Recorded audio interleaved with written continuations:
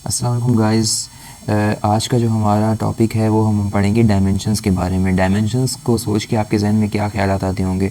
Dimensions के अंदर हमारी तीन चीज़ आ जाती हैं बेसिकली। एक हमारा आ जाता है मास, जिसको हम रिप्रेजेंट करते हैं एम से। दूसरा हमारा आ जाता है लेंथ, जिसको हम रिप्रेजेंट करते हैं एल से। तीसरा हमारा आ जाता है टाइम, जिसको हम रिप्रेजेंट करते हैं टी से।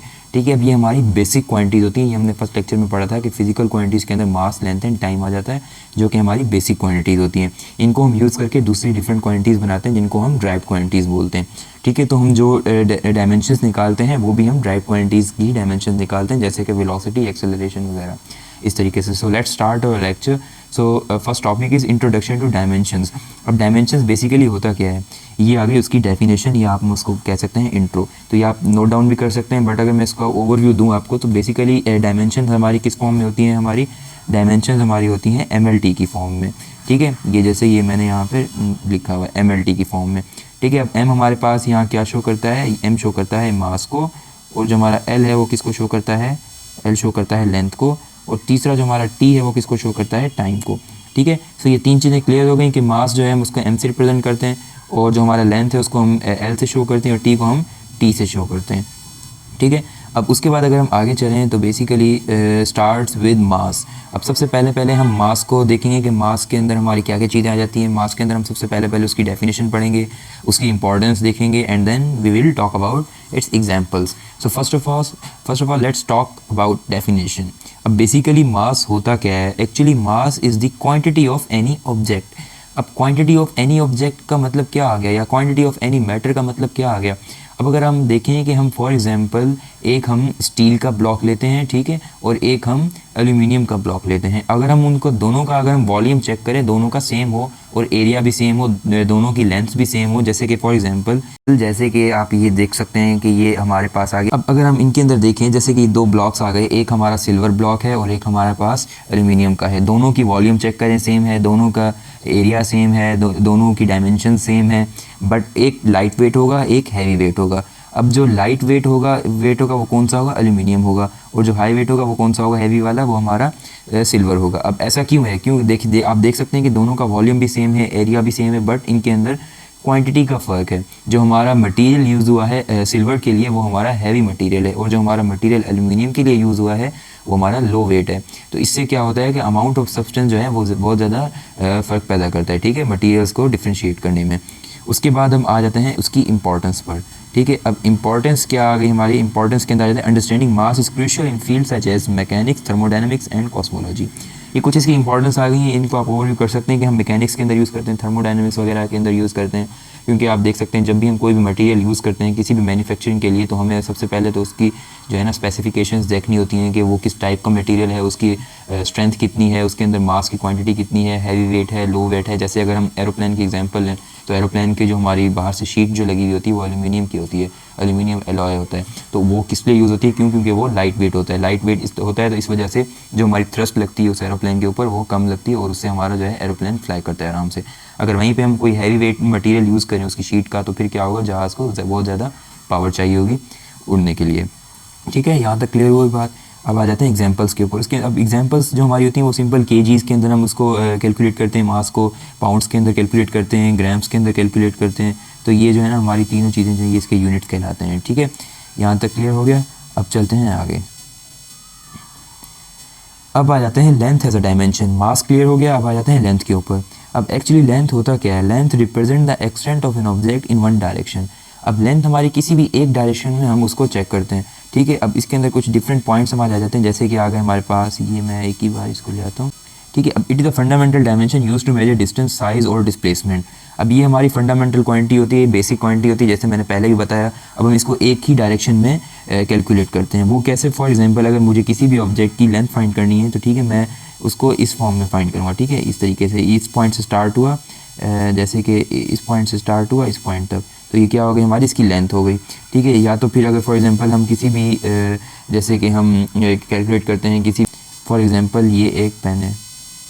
ठीक है, अब ये पेन है, अब इसको हमने फॉर एग्जांपल कैलकुलेट करना है। कैलकुलेट करेंगे तो क्या होगा कि हम इसके इस पॉइंट से लेके इसके हम इस पॉइंट तक जो है मेजरमेंट फाइंड करेंगे। ठीक है, जो ये इसकी मेजरमेंट होगी ये क्या कहलाएगी, इसकी लेंथ कहलाएगी। इसको हम शो करते हैं एल से। ठीक है।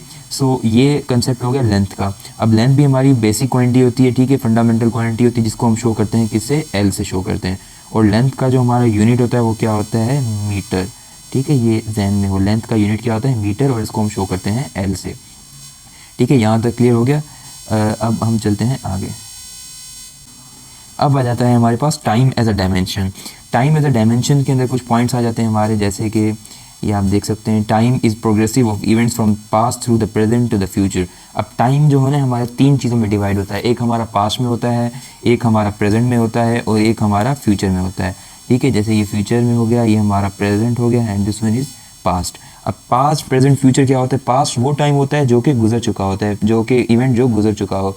फॉर एग्जांपल आपने 10th क्लास पास की, सो इट मीन्स ये आपका पास्ट में आ गया, और अब आप फर्स्ट ईयर में पढ़ रहे हैं, तो ये आपका प्रेजेंट आ गया। और फ्यूचर में क्या आ जाएगा, आप इंटर क्लास पढ़ेंगे। सो ये हमारे पास टाइम डिवाइड हो गया तीन चीज़ों में। अब बेसिकली टाइम को हम किससे शो करते हैं, टाइम को हम हमेशा शो करते हैं टी से, ठीक है। टी हमारा शो करता है टाइम को, और टाइम का जो यूनिट होता है वो क्या होता है हमारे पास, एस। एस क्या शो करता है, एस हमारा शो करता है सेकंड्स को, ठीक है। अब टी आ गया हमारे पास उसकी सिंबल, और एस आ गया हमारे पास उसका यूनिट, ठीक है। अब हम ये तो हमारा ऐसा यूनिट हो गया सेकंड, बट हम डिफरेंट यूनिट्स भी यूज़ करते हैं, जैसे कि मिनट्स हो गया, आवर्स हो गए, डेज हो गए, ये भी सब क्या है हमारे पास, टाइम को शो करने के वे हैं, ठीक है। तो ये हमने मास भी कर लिया, लेंथ भी कर लिया, और टाइम भी कर लिया। अब आ जाते हैं अंडरस्टैंडिंग अबाउट डायमेंशंस, MLT। अब आ जाते हैं सबसे पहले मास। अब मास को जैसे मैंने एक बार फिर हम रिकॉल कर लें ताकि आप भूल ना जाएं। अब मास को मैंने बोला कि किससे शो करते हैं, m से, ठीक है। उसके बाद आ जाता है हमारे पास लेंथ। लेंथ को किससे शो करते हैं, लेंथ को शो करते हैं l से, ओके। अब उसके बाद आ जाता है हमारे पास टाइम। टाइम को किस चीज़ से शो करते हैं, टाइम को हम शो करते हैं t से, ठीक है, MLT। अब आ जाते हैं, ये क्लियर हो गई यहाँ तक बात। अब फॉर एग्जांपल हमने किसी भी ऑब्जेक्ट की डायमेंशन निकालनी है, तो वो हम कैसे निकालेंगे, ठीक है। अब हम उसके ऊपर आ जाते हैं, ठीक है। अब फॉर एग्जांपल मैं एक फार्मूला लिखता हूँ, F is equals to MA। अब यहाँ पे m किस चीज़ को शो करता है, m हमारा आ गया मास, ठीक है, ये m मास आ गया, बेसिक क्वांटिटी। क्या मास से ज़्यादा कोई बेसिक क्वांटिटी हो सकती है, तो इसका आंसर है नो। और उसके बाद आ गया हमारे पास a किस चीज़ को शो करता है, a शो करता है एक्सेलरेशन को, ठीक है। किसको शो करता है, एक्सेलरेशन को। अब जब हमने डायमेंशन निकालनी होती है ना, तो डायमेंशन का मकसद ये होता है कि हमें किस फॉर्म में लिखना है उनको, हमें MLT की फॉर्म में लिखना है। हमने इस फार्मूले को किस फॉर्म में लिखना है, हमने इस फार्मूले को MLT की फॉर्म में लिखना है, ठीक है। सो अब हम फॉर एग्जांपल इसकी अगर हम डायमेंशन निकालें, तो डायमेंशन हमारी क्या होगी, वो मैं अभी आपको बताता हूँ। ये देखें, डायमेंशन सबसे पहले तो m की निकालेंगे आप, ठीक है। m की डायमेंशन क्या होती है, m का हमने शो करते हैं m, कैपिटल M से, ठीक है। किससे शो करते हैं, कैपिटल M से,